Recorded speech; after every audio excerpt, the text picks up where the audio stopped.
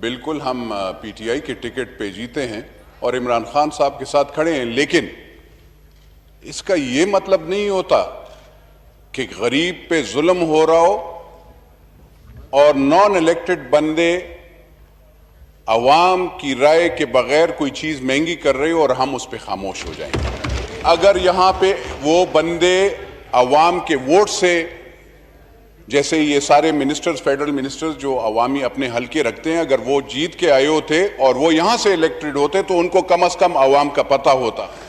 میں honourable minister صاحب، کیونکہ یہ ایک شریف النفس اور اچھے بندے ہیں، میں ان کو خالی یہ بتانے دینا چاہتا ہوں کہ 3 مرتبہ اس حکومت میں دوائیاں مہنگی ہوئی ہیں، 3 مرتبہ۔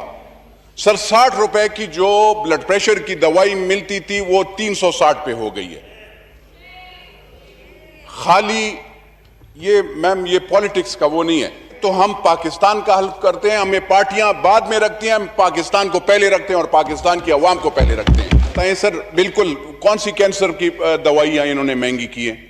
پیرسٹامول کیا وہ اس کی ہے، کینسر کی ہے؟ کیا آپ کی کینکور یا کوئی ڈائبیٹک کی گلوسوفیج ہے کہ کیا کہتے ہیں وہ کوئی اس کی ہے؟ سر اس کی بھی مہنگی ہو گئی ہے۔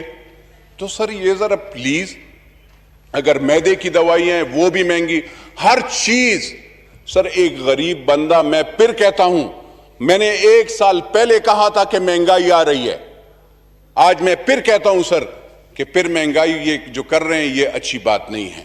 صحیح جی۔ خدارا آپ کہتے ہیں کہ دوائیاں، سر آپ انڈین مارکیٹ کو یہاں پہ وہ کر رہے ہیں، جب آپ نے پرائسز زیادہ کر دیے تو انڈیا کی 2 نمبر دوائیاں تو یہاں پہ آئیں گی، ان مارکیٹوں پہ آپ چھاپے نہیں مار رہے ہیں، جبکہ آپ پاکستان میں اپنے پاکستانی فارماسیوٹیکل کی جو دوائیاں ہیں وہ مہنگا کر کے غریب کے لیے مشکل کر رہے ہیں جی۔ تو وہ جو بھی وہ نان الیکٹڈ آ جاتے ہیں وہ اپنا کام کر کے عمران خان کے نام پہ وہ کر کے چونا لگا کر چلا جاتا ہے، تو اس پہ بھی ذرا سوچنا چاہیے سر۔